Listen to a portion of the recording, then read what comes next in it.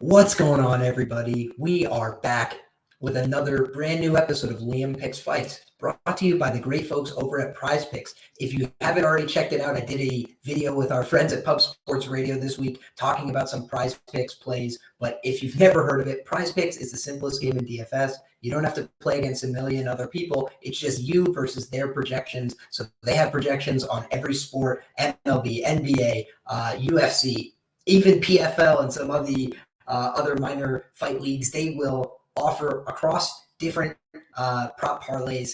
And I think that there's a lot of great spots to take advantage of this week. I gave out two of my spots. I'll talk about them as we break down the matchups this week for UFC Vegas 56. And it's going to be headlined by a heavyweight fight in amongst two guys who are absolute titans. Volkov coming back quickly off a quick rapid defeat at the hands of Tom Aspinall, wants to wash his hands of that performance, move along in the division. And meanwhile, you got Jairzinho, Rozenstruik, got out-wrestled by Curtis Blades, but he did a lot of damage in that fight, and he looks to have improved his wrestling a little bit if the footage from his camp is to be believed. So should be a great fight in the main event, and we've got a bounty of fights to break down. And we brought along the big guns with which to do it. My man, Wizz Bets, he has been on absolute fire, not just in the MMA market, but across all markets. So without further ado, I want to introduce my man, bring him on the show. Wizz Bets, how you doing tonight, brother? Good. Thanks for that fired up introduction. I love it. Love that. Absolutely, boss. I'm excited. Just got back from the casino, placed a couple bets on this card, and already had a couple bets in, ready to rock. So I think it should be a great night of fights. We got a bounty of fights to break down. So without further ado, we'll start in the 125-pound division. There's a ladies' fight between a Henzo Gracie product. My girl Erin Blanchfield is taking on JJ Aldrich. And JJ Aldrich is certainly the more tested UFC fighter. She's been around for a while now. She's had some ups and downs. She's been finished in a couple fights. That's a red flag as far as I'm concerned. Two of her losses coming inside the distance. Meanwhile, Erin Blanchfield on the other side, very young, very motivated, clearly has plus-level skills in the wrestling and the grappling, especially for these women's divisions. Rare case of somebody who's been going since they were young, has a real developed background, has some credible skills. We've seen her bring that to bear, even at a physical mismatch a little bit with Miranda Maverick. And I had, regrettably, only a half unit play on her in that spot. Probably won't see any plus money like that again. Now we're looking at this minus 600 tag here. How do you approach a fight like this? Is there, anything that you're looking to target on this fight? Are you looking at it as a pass because of the prohibitive nature of the price on the favorite, or how do you look at this fight? I feel like there's a couple of different approaches. I've seen a lot of people just absolutely on every parlay, and I'm not saying that's wrong, but one thing I try to stress as much as possible to anyone that I know that's trying to bet on fights or on any sport in general, you can't place any leg multiple times in a parlay, in multiple parlays. I try to limit it to two, and that's it. Because if that one leg lets you down and turns out to be a parlay buster, well, there goes two of your parlays, if not more. So I say and stick to the 1 to 2 max, just because I don't want to kick myself in the ass later on and say, oh, I shouldn't have done that. It's such a stupid move. But in my opinion, in this fight or fights like this where the line is just so wide and you can't really bet it straight up, I would probably look to the prop market. And one prop I like in this fight is Erin Blanchfield by decision. I do see JJ Aldrich toughing it out, even though her face might be rearranged at the end of this fight. But I do think Blanchfield wins via decision on a decent clip. When I last checked, that odds was like minus 120, so it's still not bad. But overall, I'm probably going to end up passing on this fight. I just have Blanchfield in one parlay. I understand where you're coming from, my man. And yeah, I didn't end up parlaying Erin Blanchfield in this spot. She's not really adding a tremendous amount of value at that minus 600 tag. I think that potentially if I find another leg that I'm super convicted about, that I'm still looking for a parlay piece on fight night, potentially I could get there. But really, I think that the opportunity on this fight for me that I was looking at was potentially 5-1 on Erin Blanchfield to win the fight by submission. I think that JJ Aldrich has made real improvements on the ground. I do think that she's going to have some opportunities. Maybe she defends a couple of the attempts that come at her. Maybe she's able to get back to her feet one or two times here. I could definitely see those outcomes, but I think the relentless pressure is really what breaks JJ Aldrich. And you look at the Macy Barber fight, she was winning. She was at a skill advantage in that fight, and she broke. She just broke mentally. She was getting hit, she was getting damaged, and I didn't think she liked it. I didn't think she liked the pressure, and I think she just eventually checked out in that fight. And I think you could definitely see something similar here. Erin Blanchfield is a kind of fighter that really will smother you. Miranda Maverick, extremely durable, well built. I think that that's a kind of matchup where it's going to be hard to finish.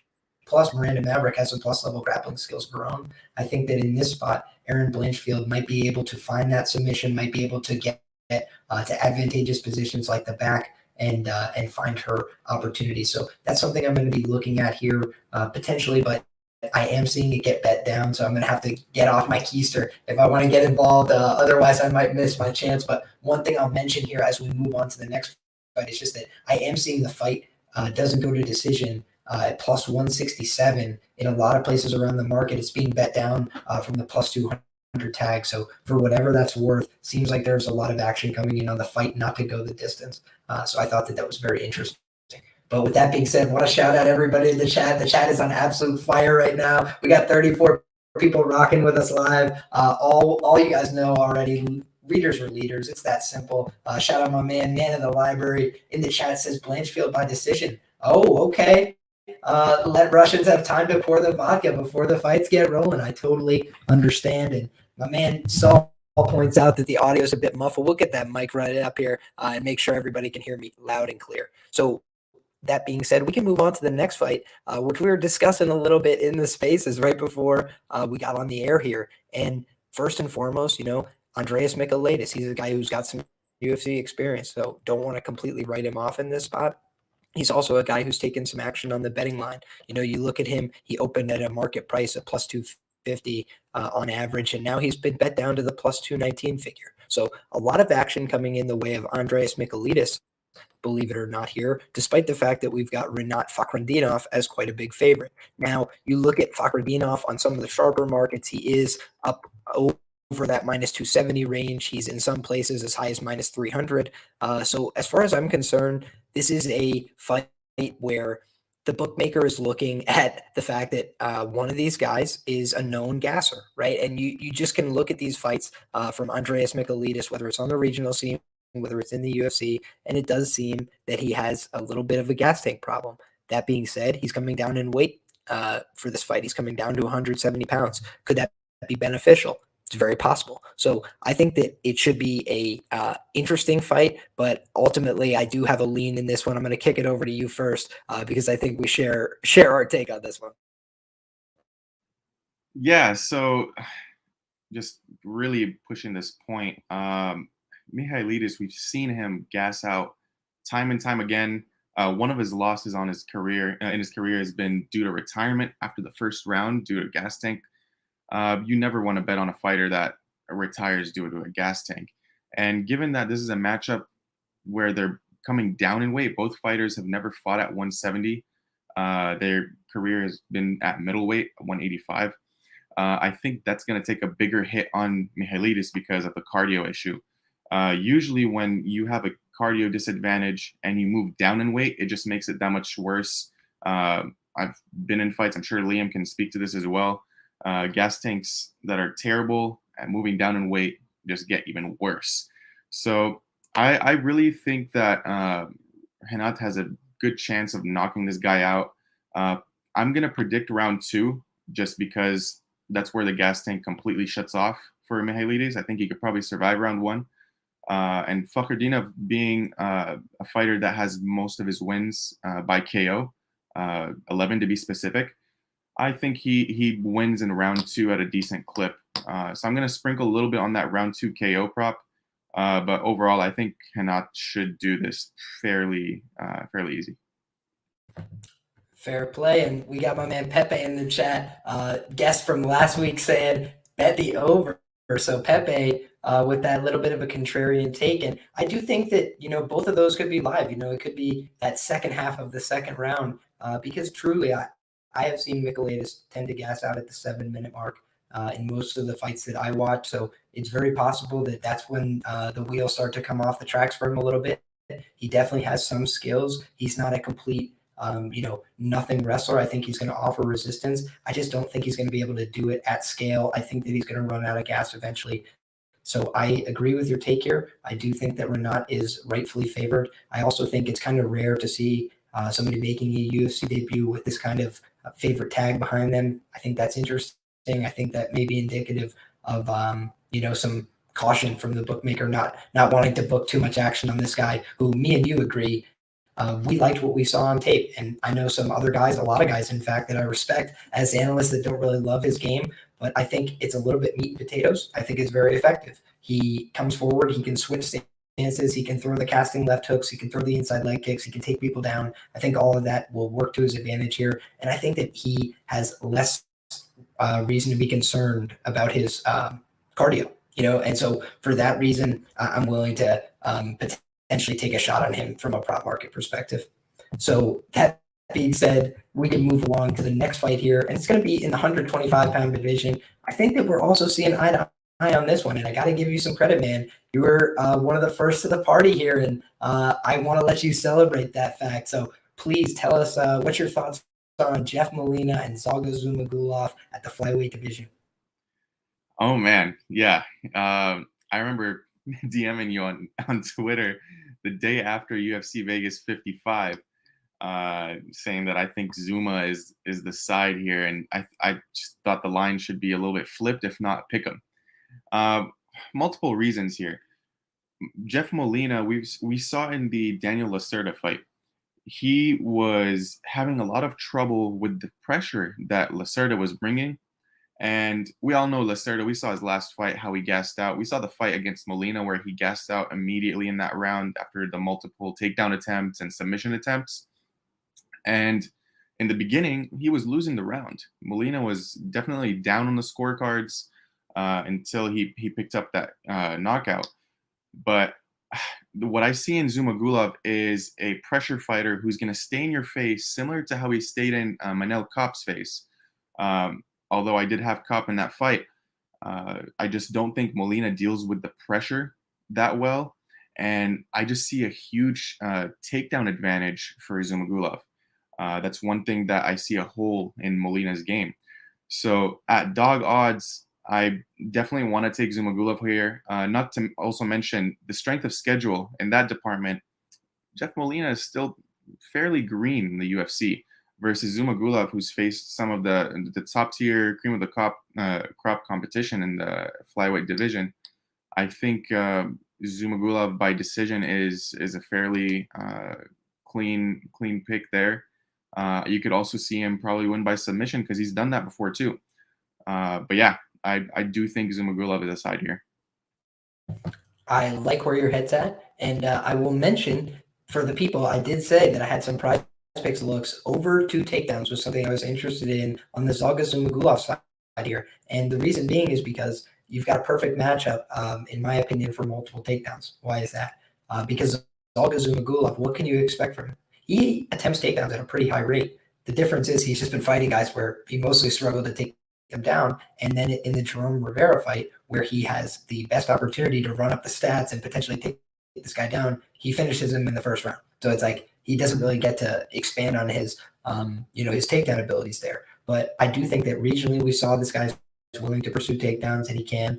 Like you mentioned, he's a pressure fighter, going to stay in your face. Jeff Molina likes to throw a lot of committed punches. He likes to throw punches in combination. That's going to give opportunities for Zumagulov to level change, get in on the hips, take him down. And I think Molina's a scrambler. I think he's going to try and pop back up to his feet. I think he's going to try and do it several times. And so I think Zumagulov is very likely to get takedowns, let him back up to his feet at certain points, and then go for takedowns again. And I think he's going to try and collapse the pocket on him a lot. People forget, he had actually hit Manel Kape with some hard shots and hurt him in that fight before he got finished. And I actually was pretty impressed by that performance from him. I thought he was going to get, beat up over the course of the 15 minutes there. I thought he was kind of surprising Kape with those shots. And then Kape was like, all right, thank goodness I got that guy out of there. It was almost like he dodged a bullet in that fight. So I think Zalga Zumagulov here at that plus 160 tag. He was somebody I was certainly interested in, and I let fire a bet there. So it's one of the dogs I'm going to be on this weekend, and hoping for both of our sake that he could get this one across the finish line. Let's go ZZ Top, as I'm calling him this week. He's an investment for the boy. With that being said, we've got a fight at 135, man. I got to give a shout out Tony Gravely, one of the first guys I ever saw fight in person. The main event, taking on Patchy Mix, King of the Cage, up in Seneca, right near Buffalo, New York, at one of the Indian reservations. I'm telling you, he's a tough guy. He's a good fighter, but he likes to put his head in that hole. And when you're fighting dangerous grapplers, man, that's tough. That's tough. So I haven't gotten to the window yet with Johnny Munoz. I've definitely seen some line movement in his direction. And, when I went back and watched, he's almost like a guy I kind of forgot was in the UFC. Straight up. Like, I completely blanked on this guy being there because Jamie Simmons, you don't really keep that catalog of fights, close to mind, really. And then you look back and that Nate Maness fight, it was kind of weird because it's like there's the foul. I believe there's a point deduction in the fight. So it's like there's just these obstacles to like just a normal flow of a fight. It didn't really record in my memory box. But when I went back and watched this guy, I do think he can grapple. I do think he can wrestle. Is he going to be able to out-wrestle Tony Gravely for this whole fight? I'm a little doubtful of that. I think Gravely is pretty decent, especially in the offensive wrestling. I do think he leaves some defensive liabilities. So for that being said, when I look at the finishing upside in this fight, I actually see both guys with a little bit of a path just because, people forget Tony Gravely hits like a truck. Like my boy Nate Maness, thank God he's Kentucky barnyard tough because he's got a broken jaw and he's still cashing me the ticket. Stand up, Nate Maness. Thank you, sir. Plus 160 and the inside the distance. God bless. But I think that, that's kind of rare breed toughness. This guy, Tony Gravely, definitely hits really hard and he can do damage. He can break your face. So with that being said, I think either one of these guys has a path to finishing here. But I do think Tony, he's one of these wrestlers who I think falls into wrestling in every fight, just like can't help himself with wrestling. I kind of view him in the same breath as like a Miles Johns. Talented guy, certainly some upside, definitely some physical tools, but just makes some mistakes that could cost him in any fight, So I think that this is the kind of fight where he could be made to pay. I think that Munoz could be making some improvements here. But if it's a fight that stays on the feet, you're probably not going to be feeling good about that Munoz plus 115. You're going to be like, oh, that was an ugly one. But I do think either guy could win this fight. And in a coin flip type scenario where I really don't have much conviction, I'm definitely going to be looking towards the underdog and potentially that submission prop, which I know a lot of people have highlighted this week. But it's just, man, the library says can't trust Gravely on the mat against Munoz. He can't. So that's my take as well. He's just done it too many times, putting the head in the hole. It's a really dangerous habit, and he's been made to pay for it. You feel the same way? Yeah, I mean, Gravely has two main issues. One of them, which you've already highlighted a lot, being getting his head in a guillotine, getting it wrapped up just instantly. And the second one being his gas tank, too. We saw in his last fight, he really suffered with his gas tank. He still ended up winning that greasy decision, but yeah, I don't know about that one. If he wants to win, he wants to keep this fight standing, I think. That's where Johnny Munoz has not really looked all that good. Now, I do like Johnny Munoz just because he has those 7 wins by submission, and from the amount of fights we've seen from Tony Gravely, all he does is he wants to look for the wrestling because that's where he's most comfortable. But like you and Man of the Library said, it's very tough to go against Johnny Munoz on the mat. He's really, really clean with his passes and his transitions. And just off of the tape, I can tell he's a very high-level grappler. I believe he's a black belt in jiu-jitsu as well. So you can't really mess around with that. It's a very close fight. I do think just because of the strength of schedule and that Gravely has been against some of the, I would say, better competition, I would favor Gravely, but I don't think I'm going to get to the window with him this week. It's probably a pass for me. That makes complete sense to me as well. And I'm not loving the submission prop at all. I'm looking at it now.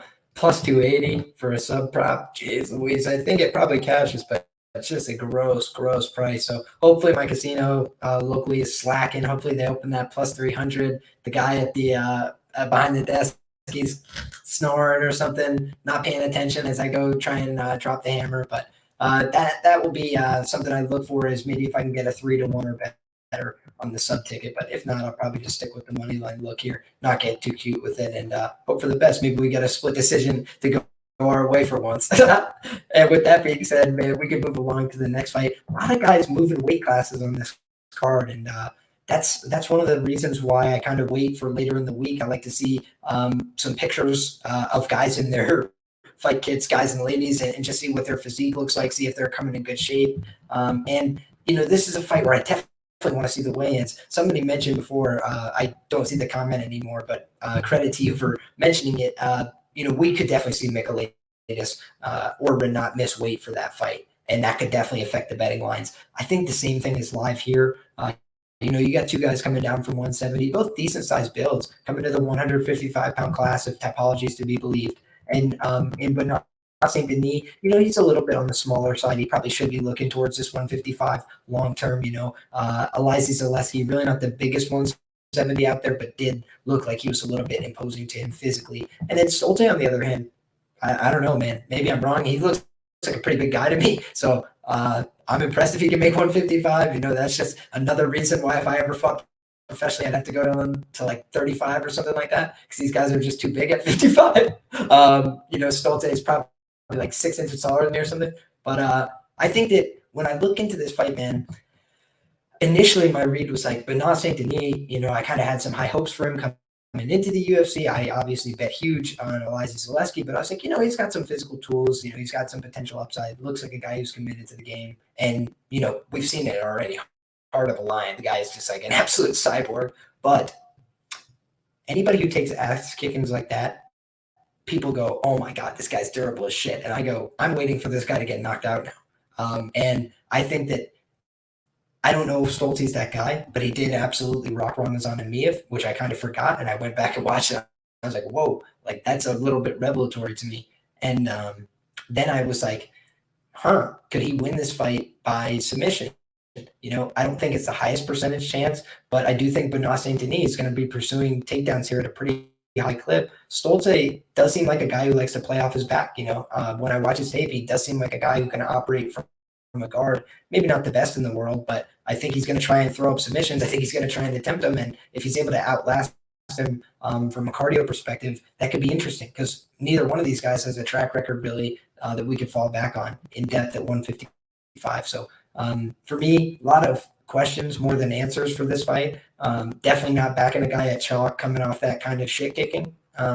So for those reasons, I'll probably be looking at the underdog or passing on this fight entirely. And weigh-ins will probably be a big part of my decision making. Shout out to my man Ted. And also shout out to my man Ted, says Gravely decision only play could be interesting. I could see where he's coming from there as well. I do think that a lot of the win equity is tied up in a finish for that last fight.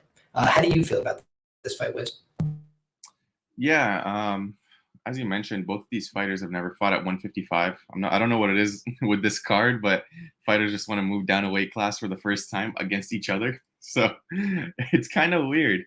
It puts a little bit of a wrench in preparing for this stuff, because you've never seen how they perform at this weight class. People can be animals at 170, and at 155, they're just all shriveled up and they just cannot function. Their cardio might be affected, both. So who really knows? But if I was to take the tape of them at 170, I mean, I kind of like the Saint Denis side, even though he took that unnecessary beating from Dos Santos. The ref probably had the decision prop there.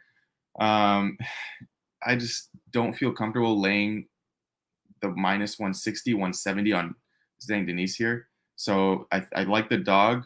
And I do like that submission prop that you were shouting, because even though Stolze is listed as a kickboxer, his background was a kickboxer, he actually has more submission wins than KO and decision. He has 5 submission wins, 3 knockout wins, and then 3 decision wins. So that definitely could be like, that's an outcome. Now that I'm thinking of it, and we already know Denise's game is going to be takedowns, and I just think that's his only path to victory. So if he does go for those takedowns and he ends up getting reversed, I could see a submission. The only other thing I would give credit to Saint Denis for is anybody who throws wild winging overhands with the commitment and passion that he does at a new weight class with a guy like Stolze. He did just get chinned by Jared Gooden.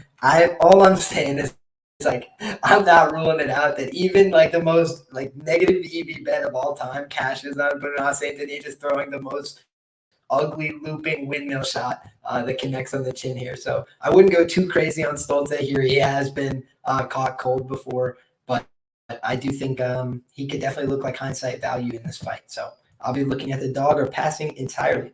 And now we've got a big favorite, unfortunately, to break down. This man, Damon Jackson, has been being bet like people already read Sunday's paper. Cheers to him. And meanwhile, you got Daniel Argetta on the other side, and this seems like he's kind of swimming upstream here. When you look at the fact that he's coming up in weight class, when you look at the fact that he just did a 5-round fight a month ago, when you look at the fact that he's coming off, a pretty competitive fight as well. It's a split decision. It's a fight where he took some damage. So I think that all of that leads me to believe, he's probably not in an advantageous position to win this fight. But with all that being said, I might not think that Damon Jackson's just going to run through him in the first round here. Damon Jackson's not really a guy who does that.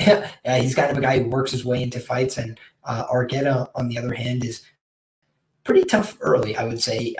In these exchanges, I think he's going to be winging crazy shots. I think he's going to be trying to get into the fight. I think he's going to try and hit Damon and hurt him early. I'm not sure that he's going to be able to do that, though. I do think that Damon's going to be able to grab a hold of him, force him into a bunch of scrambles. I do think even though he's coming up in weight here, he strikes me as the kind of guy who's got that low center of gravity, who might be able to like horse some positions early in the fight when he's fresh, maybe actually take Damon down or something. But I just think over time, Damon's going to wear on him. He's going to be able to out-scramble him, and he's probably just going to break him over the course of the fight. Grappling with guys who are big and long and are also a little bit better than you, and they've got a hold of your wrist and you can't get back up, and you add all that together, plus you're getting hit in the face now. It's just like a real bad recipe, I think, for him. So, yeah, in this fight, I would ultimately be looking at Damon Jackson to probably scoop a late finish here or win the decision. But I think that ultimately should be another showcase of Damon Jackson's skill set, which is that he's a great grinding pressure fighter, and he should be able to get that pressure game going, I believe, over the course of this fight due to his size and due to his advantage in experience. How do you feel? Yeah, I feel the exact same way. I just think Argetta's a little too green, making his debut on short notice, up a weight class. Damon Jackson has him on the tail of the tape too. He has a 4-inch height advantage and a 3-inch reach advantage. So I just don't think Argetta is better than Jackson in any facet of MMA, whether it's the kickboxing, the grappling, the jiu-jitsu, whatever it is. And I think Damon Jackson rolls here.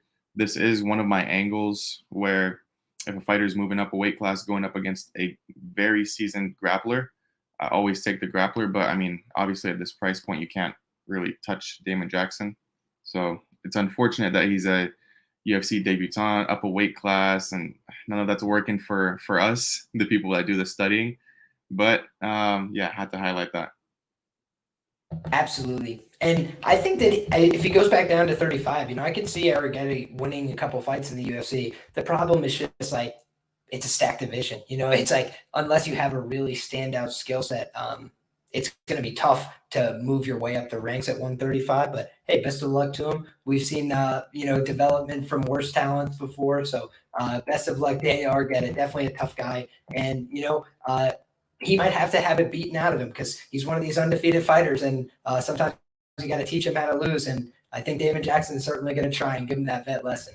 That being said, we got a fight coming up at 155 pounds, lightweight division. Joe Solecki is back. He's taking on Alex Leco da Silva, who's also back after a long break here in his career. Joe Solecki, a lot of people thought he won that fight against Jared Gordon. Kind of a little bit wrong done by the decision, but I also think people sometimes sleep on how good a grappler Jared Gordon is. We did see Grant Dawson and end up getting that finish late in the fight. He broke him on the cardio there. It was kind of surprising. But that was also the fact that Grant Dawson's pretty huge. He's kind of that guy who cuts a lot of weight, really is imposing in the octagon. And I thought he caught that second wind and was able to get one over on Jared. But Jared is a BJJ brown belt under Renzo Gracie, jiu-jitsu. He's very talented. So I thought that Joe Solecki has composed himself, pretty well in the UFC. He's gone against very credentialed grapplers, Jim Miller, Cowboy Cerrone. These are guys inside and outside the UFC that he's been showing that he can grapple on that level. He's not likely to get submitted by those guys. He's more likely to submit them than to get submitted back. So I think that in this fight, if you've been submitted by Alexander Yakovlev, I'm definitely raising my eyebrows and asking questions about where your grappling is at for the UFC level. And on top of that, he did have very impressive moments of control and domination against Brad Riddell, but then later in the fight, he's losing grappling minutes to Brad Riddell. He's getting taken down by Brad Riddell. It's like, if you're having competitive grappling exchanges with Brad Riddell, I do have questions about how you're going to fare against the Joe Soleckis of the world, because Brad Riddell is like a primary kickboxer who's able to outdo you at your own game. He just outgrinded you. He out-hustled you in that grinding pace fight. Whereas I think that Solecki, he's a little bit more of a slickster. I think he might be able to pop out on his back. I think he might be able to snatch up a neck when he goes for a takedown of his own. So I kind of like Solecki here. Having gotten to the window with him, going to wait and see what happens. Seems like a popular dog pick this week is Lecco da Silva. So yeah, waiting to see where people end up on this fight, but probably going to be a favorite or pass spot for me. How about you? On this spot specifically, I know Solecki did lose his last fight, which arguably I think he won.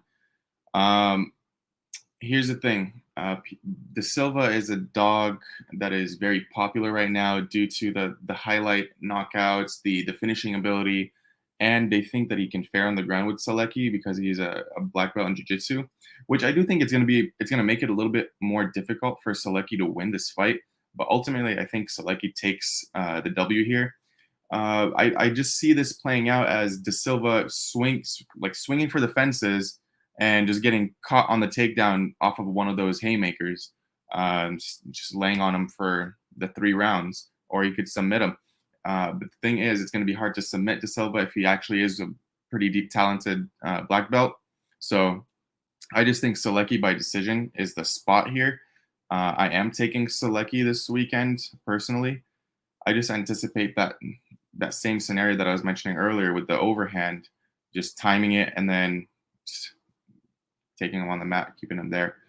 The submission arsenal is going to be too much for Silva to handle, in my opinion, too. So that's just my thoughts on the fight.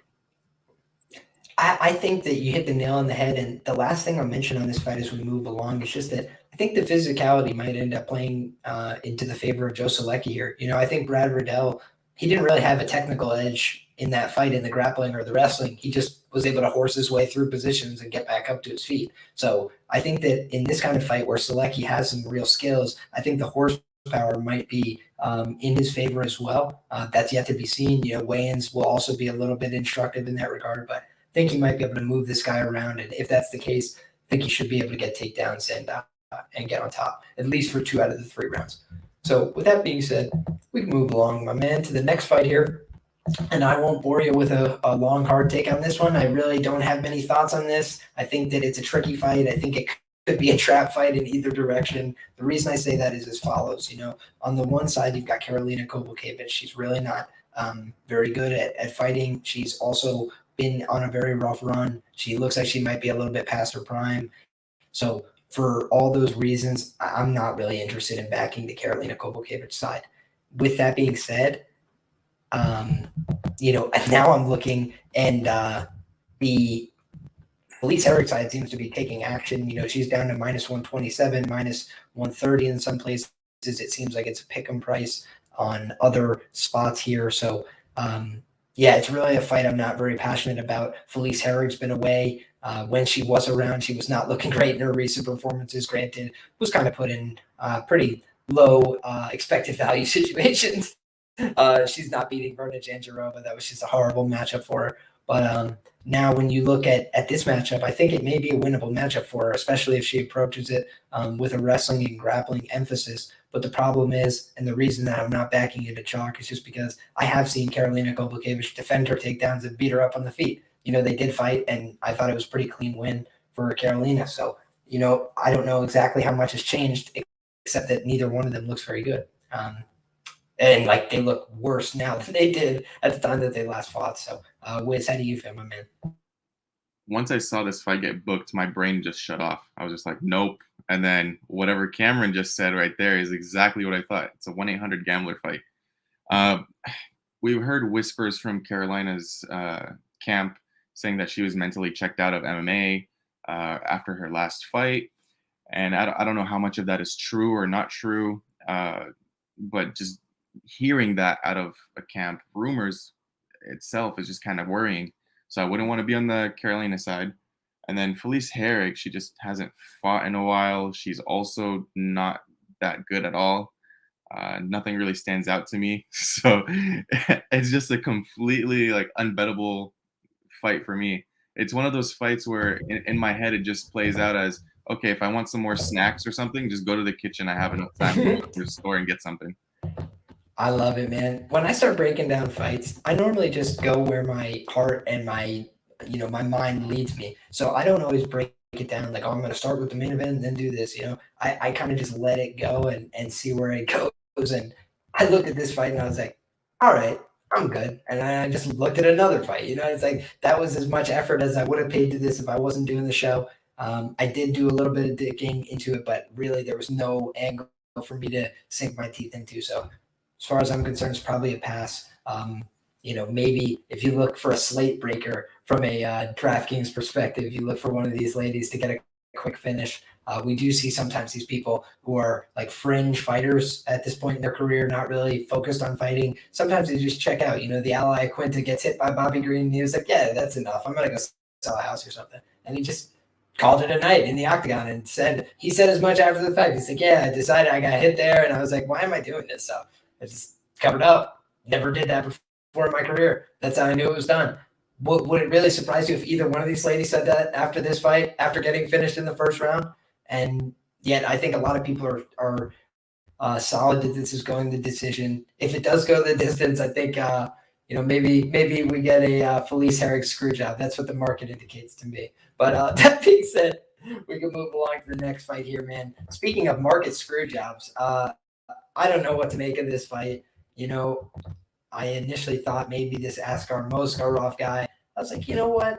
I faded Alonzo Menafield with the Ed Hermans of the world. I've definitely been able to, been willing to put myself out on a limb trying to fade this guy.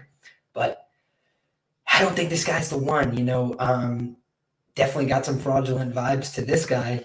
People telling me Renaud's got fraudulent vibes, and then this guy's getting his Tapology record, redone 60 ways to Sunday, and he's lost from 25-7. He's now 19-11.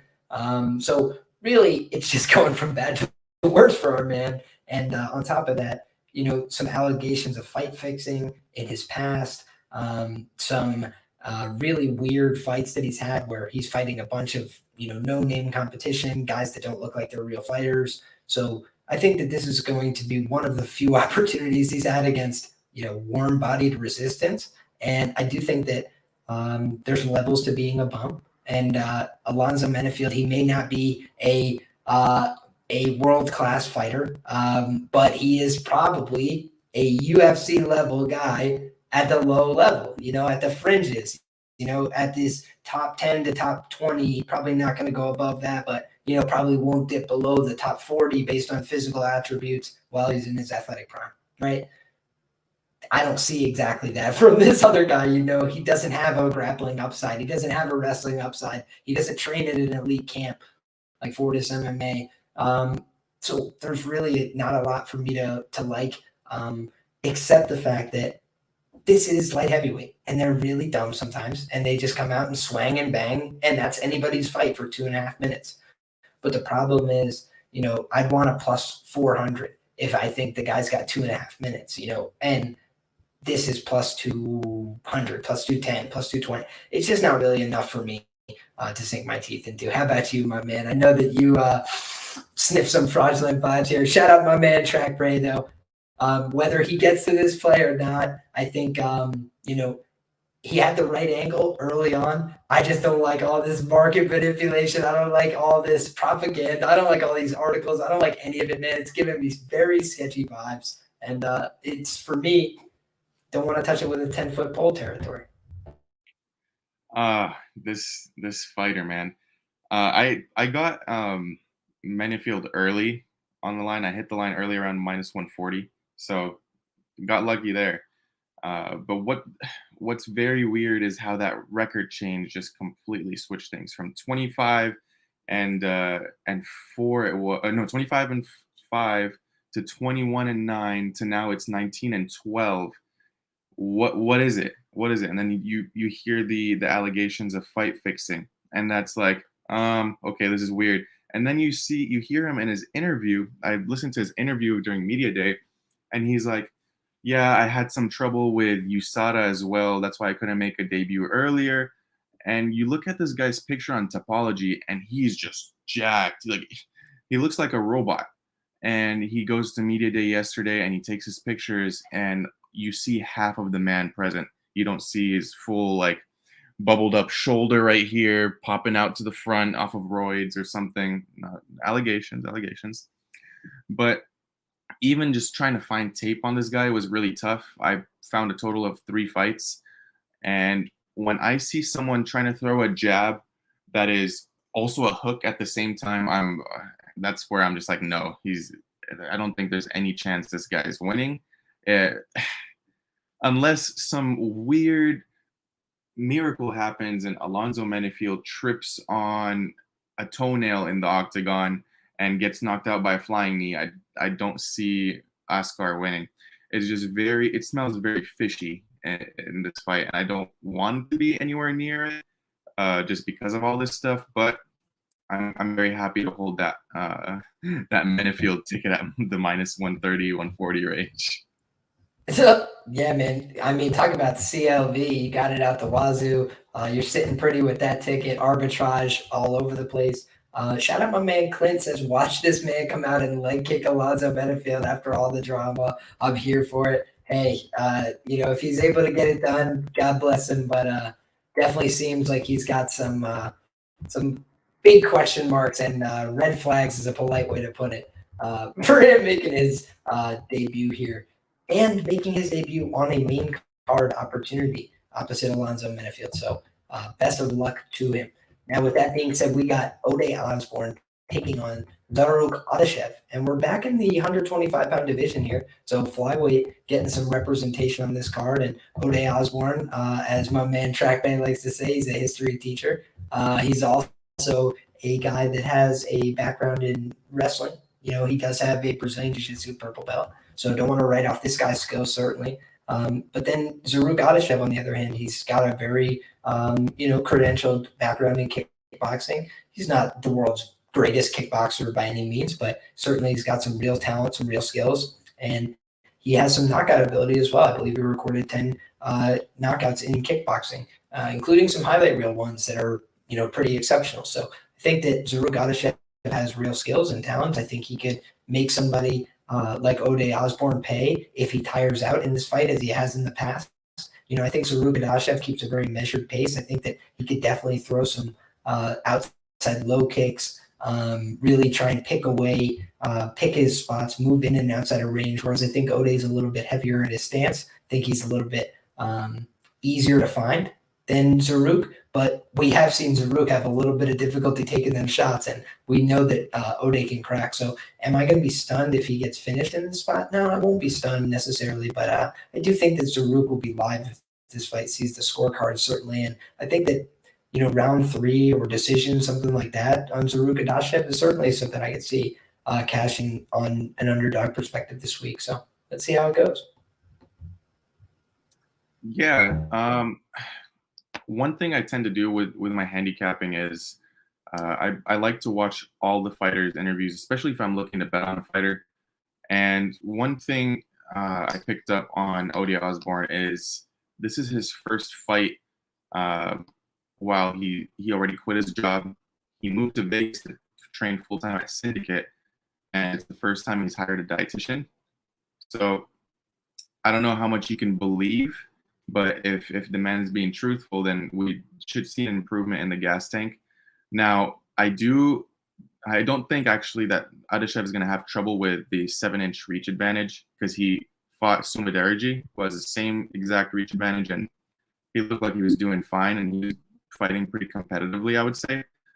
He's a guy that likes to step into the pocket and just trade blows.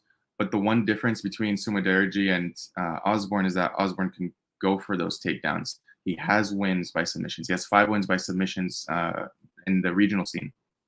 And that's his easiest path to victory here. If he's able to take Adeshev down and hold him there, I think he eventually gets the sub. I like the Osborne side here. It is a little bit juiced, I'll say that. But yeah, I think Osborne is the side myself, but it all depends on if he's trying to stand and bang with this guy or if he's trying to pretty much fight the fight he's supposed to and take him down.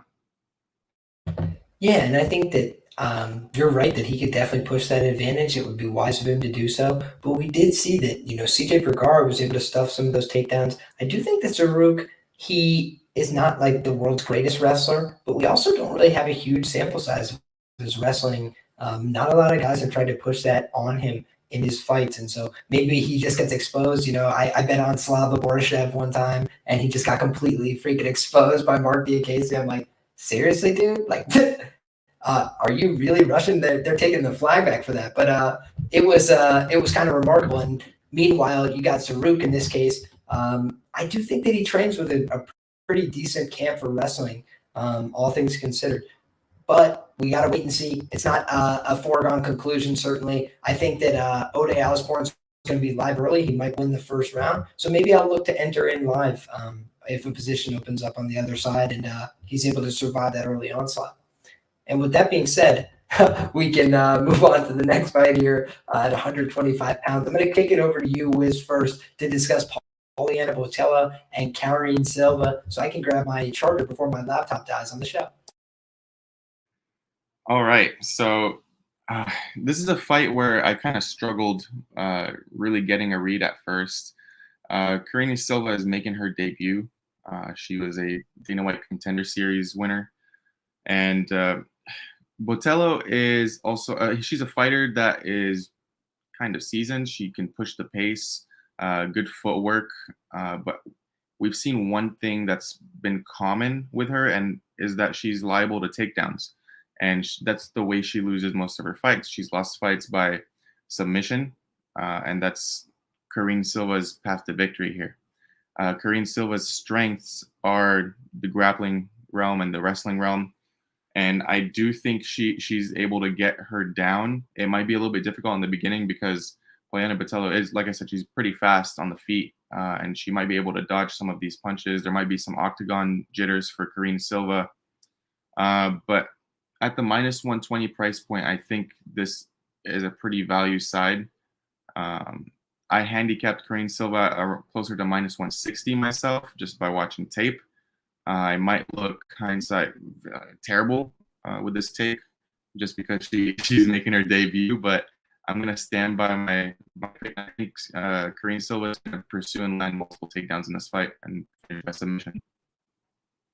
Fair play. And Poliana Botelho is a Brazilian Jiu-Jitsu purple belt on the other side there. But she doesn't seem like she's training her Brazilian Jiu-Jitsu every day or anything like that. It seems like it's probably an ancillary concern of hers. So I could definitely see that path for Karine Silva.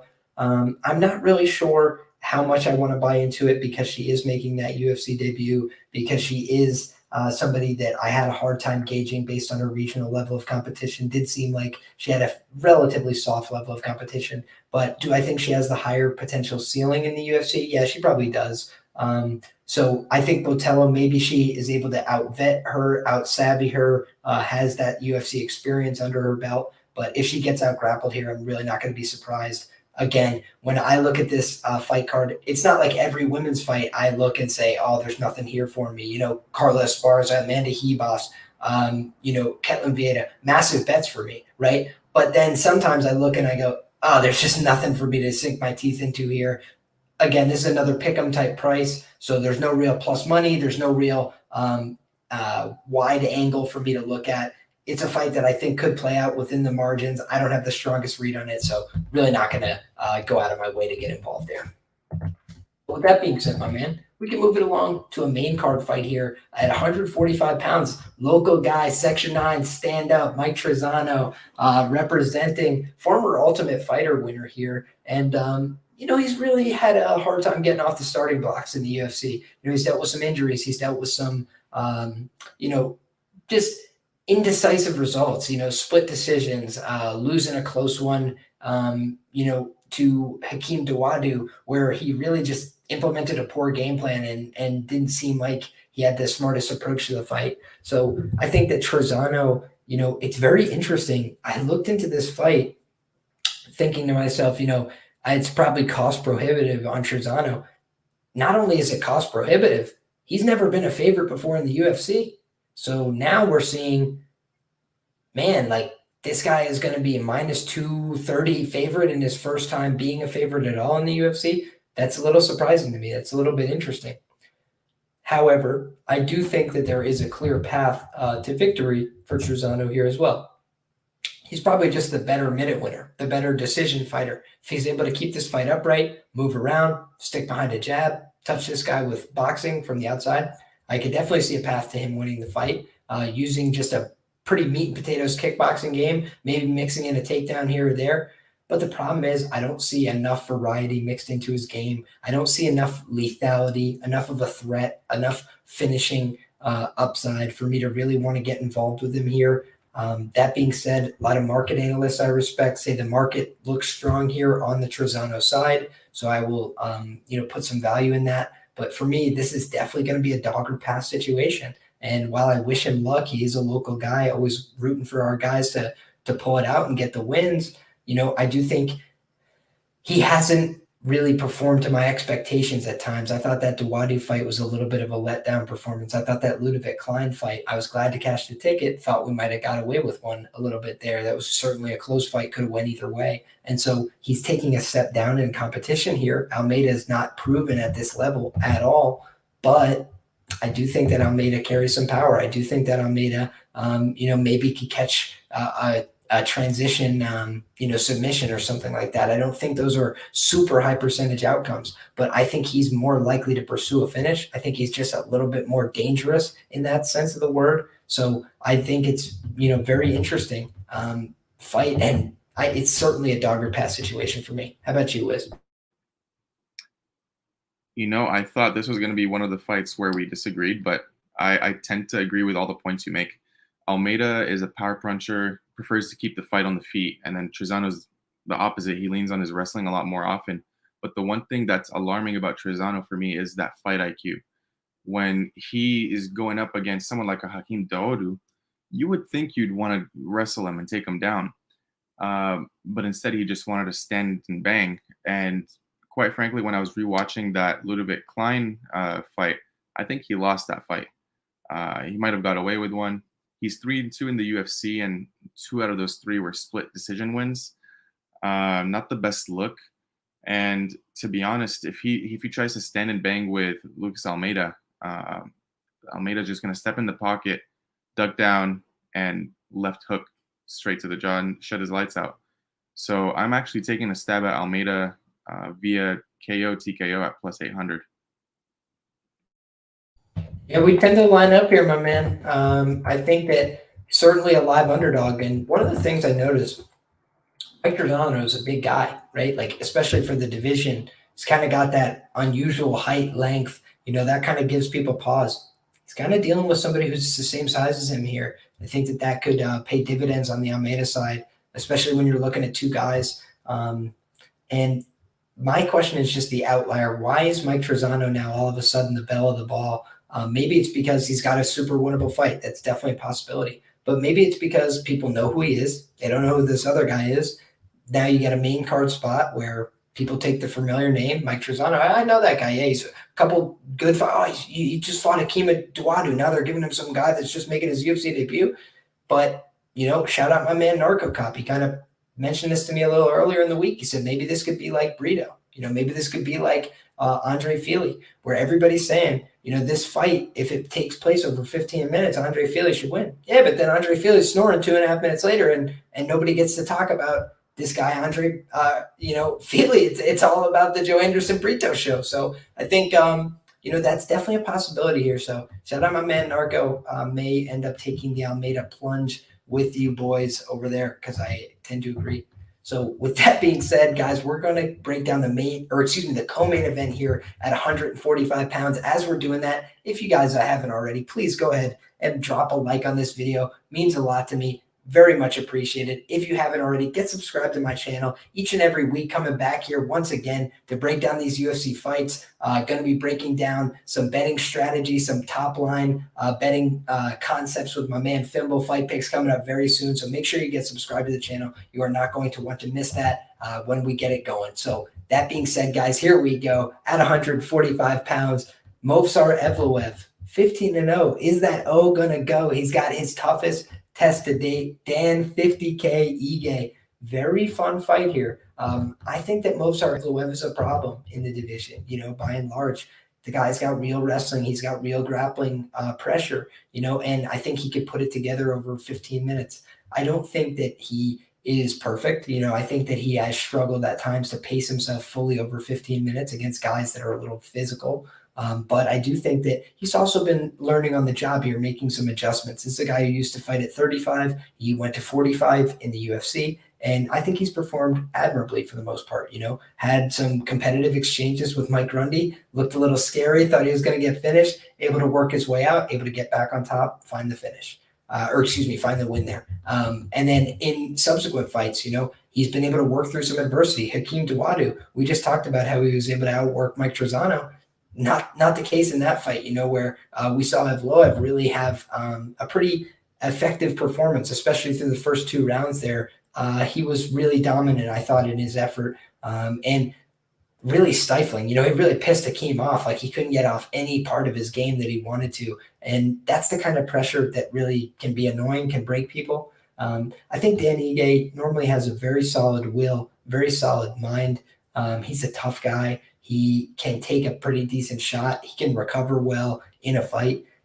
But I also think he gets hurt a decent amount in these fights. I've definitely seen him dropped with body shots. I've seen him hit and hurt, had to cover up, try and start panic wrestling.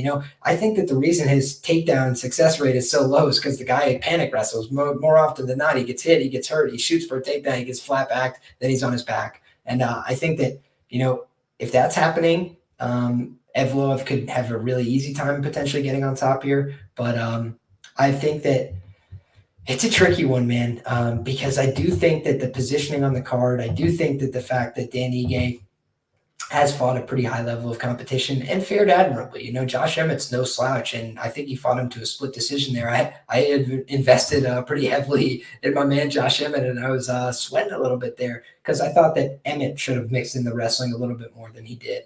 But I don't think we're going to have that problem with Evloev. I think Evloev already read the textbook about how to beat a guy like this, and it's to relentlessly wrestle him into the ground. And I think he's going to try and do that. And I actually have this sneaky feeling he's going to finish him. And the reason I say that is because the under 2.5 rounds is priced at plus 325, pretty absurd for a men's featherweight fight, in my opinion. I hear everybody saying, just don't even take Evloev, just take the decision. And I'm like, I'm nervous because every time I hear somebody say that, don't cash. So I do think that this is the kind of fight where Evloev is probably going to be able to get on top of him, to find dominant positions, to maybe compromise him with ground and pound.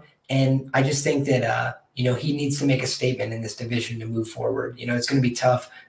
It's a crowded division, right? Arnold Allen, what did he need to do? He needed to get that big defining win over Dan Hooker. I think we might see the same thing here, where we could see a big defining win for Movsar Evloev and kind of dispatch who I think is a bit overranked in the featherweight division, and that's Dan Ige. How about you, man? How do you feel? Yeah, so Evloev's path to victory is similar to Trezano's path to victory, but the thing is, Evloev actually executes it here. Evloev is known for his lay and pray 3 rounds, and you get the decision. So I do think the right side is favored. I do think the price is just all right.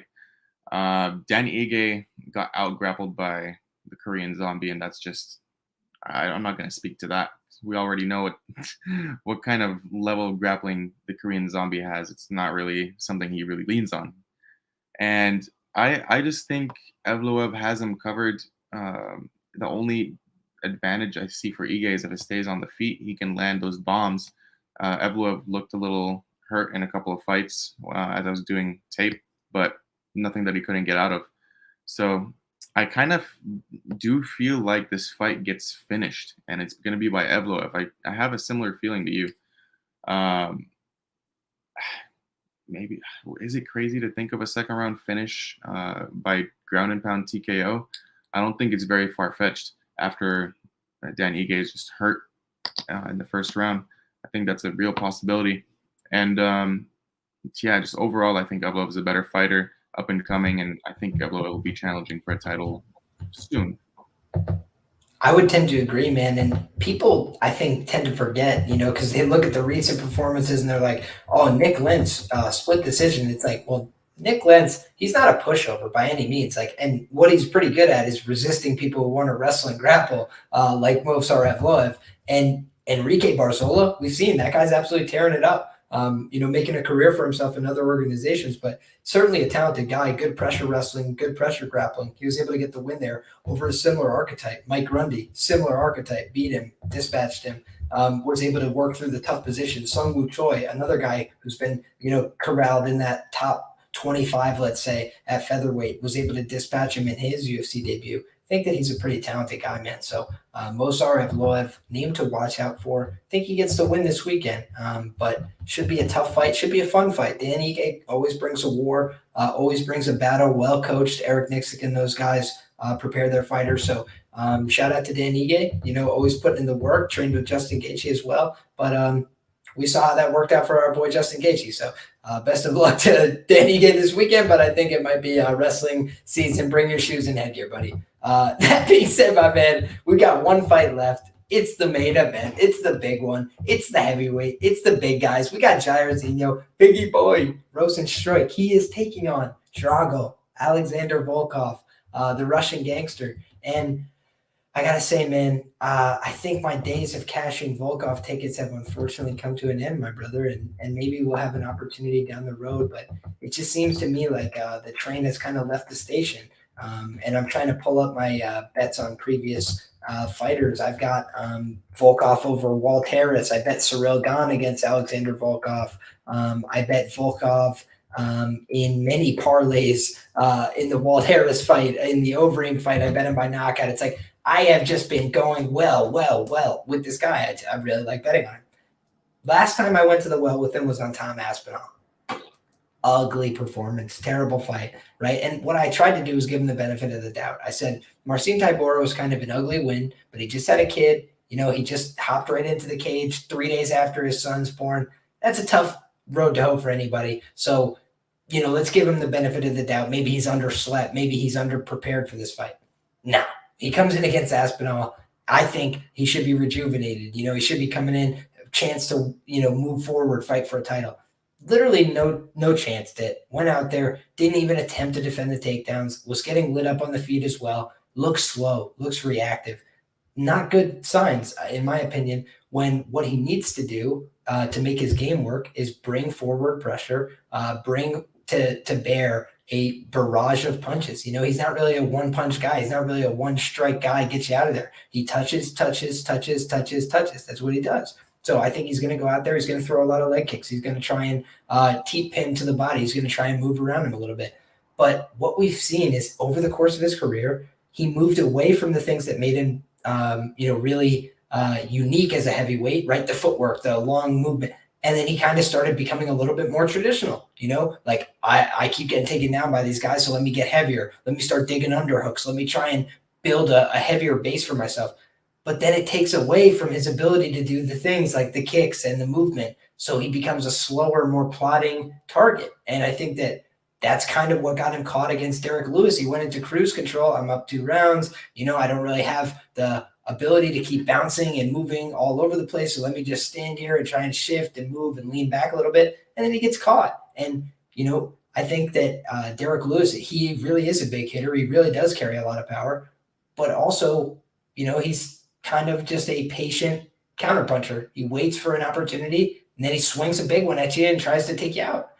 That's what we're going to get from Jairzinho. He's going to probably come out here, and it looks to me like they are trying to, work on this guy's wrestling. I think that he's shown that he's been working in his pre-fight videos on trying to take the back, on trying to get these standing, snatch single legs, things that are basic, things that are easy ways to incorporate wrestling, grappling.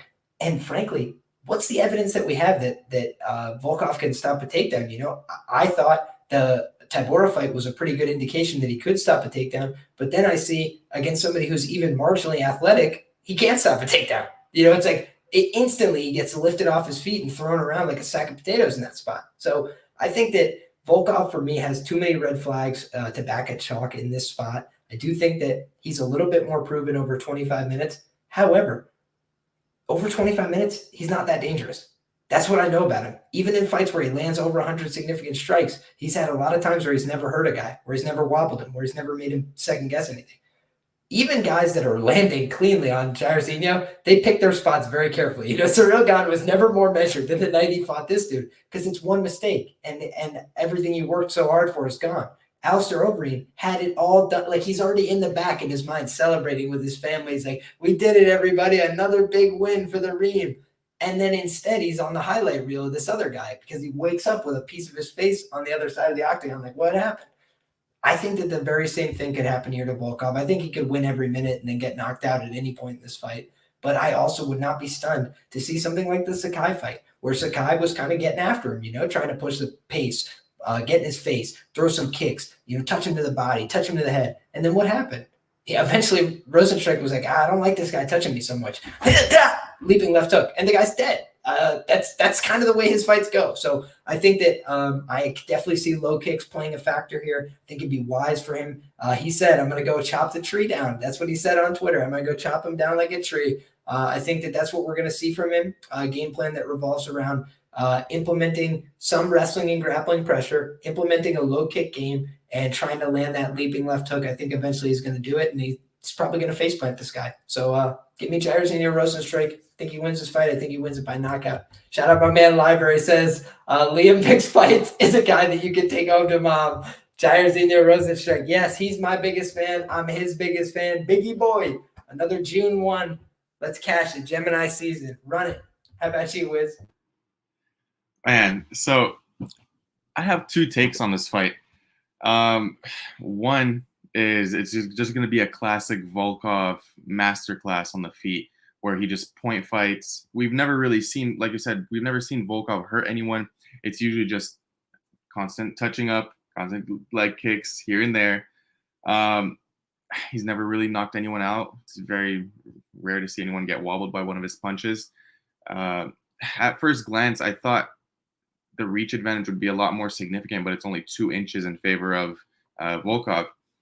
He's probably a foot taller, even no matter what they say on UFC stats. But yeah, he's definitely a lot taller, and I tend to favor the shorter heavyweight than the taller heavyweight, because in the shorter heavyweights they do carry that power versus the taller heavyweights. They don't have as much of a chin.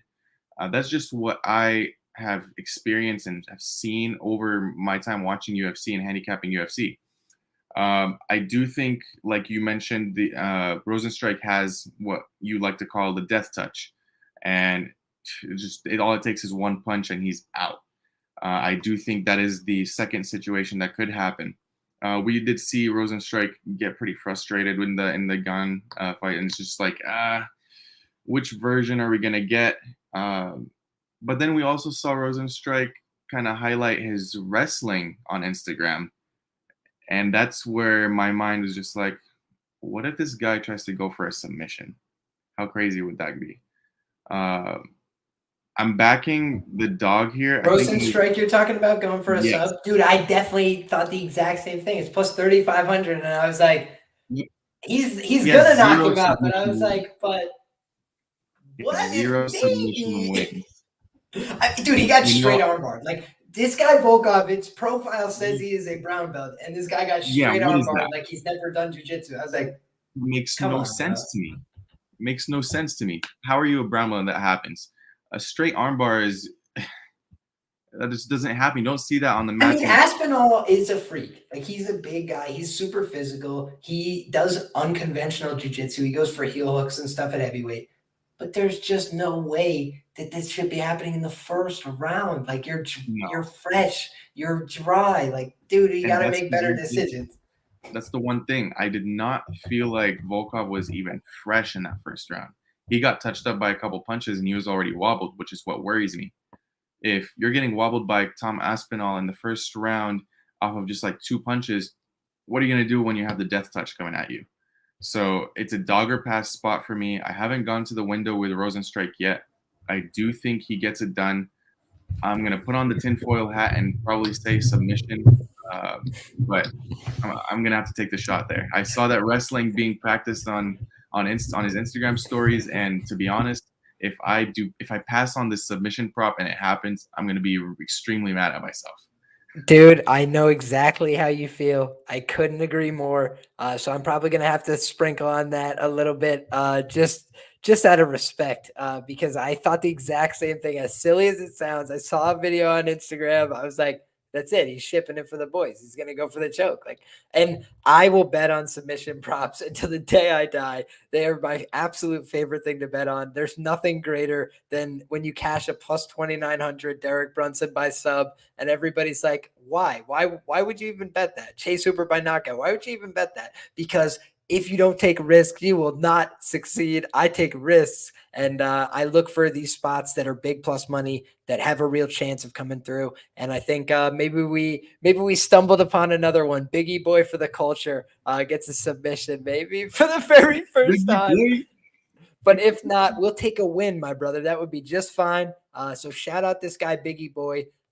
Best of luck to him. Want to shout out my man, Track as well. Says Volkov 6-1 is a favorite. This is true. And I do want to say the one thing people got to remember, though, the Aspinall fight, because it closed an underdog, will go down as an underdog. He opened a favorite in that fight. So will he close a favorite in this fight?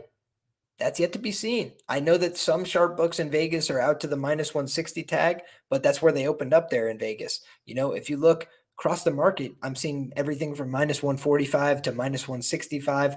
I would not be altogether surprised to see this line come down just a little bit.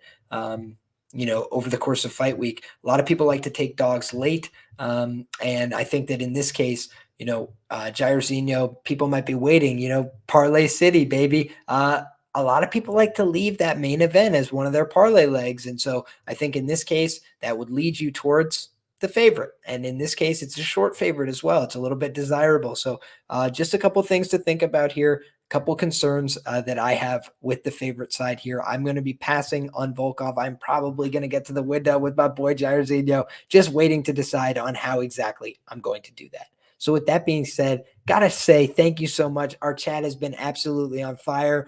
We've had a bunch of celebrity cameos. The man of the library's in here. We had Clint in here as well. Could we see him laying out on his belly? He asked. Anything is possible, library. That's what I always say. Anything is possible. And The Uncle craziest stuff to Weezy, do. freaking we got everybody out here. Duke, shout out Kyle, shout out all you guys that have been here from the very beginning. Hour and 13 minutes deep. It is very late, 2:21 here in the East. So shout out to my man Wiz. Thank you for making the trek with us through this card into the late night. Please let the people know where they could find you, what all you're working on, and salute you, my brother. Thank you for coming on. Yeah, no, thanks for having me. It was a blast. And thanks for everyone in the chat just being so active and giving us these comments. I'm dying out here sometimes in between the transitions between me and Liam speaking about these fights. I'm dying just reading the comments. But you could find me on Twitter at Wizz Bets. That's my only handle right now. Looking to make a YouTube channel soon. But again, thanks again, Liam. I really appreciate it. Absolutely, man. You're crushing it. People, you can find his information as well as his third-party tracking information in the description box below. Really appreciate your time, effort, and energy, my man. Killing it in all markets, and this MMA market especially, my man. I've been on the wrong side of these ones that you've been crushing. So glad that we lined up on a lot of spots this week, my man. Hopefully we both get rich quick, and it's always all of us. That's all you guys in the chat. That's my man Wiz. That's myself. And that's every one of us that's out here hustling because we've never met a bookie with a part-time job. It's all us good guys. We're taking on the bookies. We're coming at them again Saturday. Hail Ukraine. Got that big soccer win. Readers are leaders. You guys never forget that. And appreciate each and every one of you guys that supports the show. Appreciate you guys that have subscribed to the channel. It means the world to me. So please drop a like on this video on the way out. Make sure you go support my man Wiz. Give him a follow and come find me as well. You can find me everywhere at Liam Picks Fights.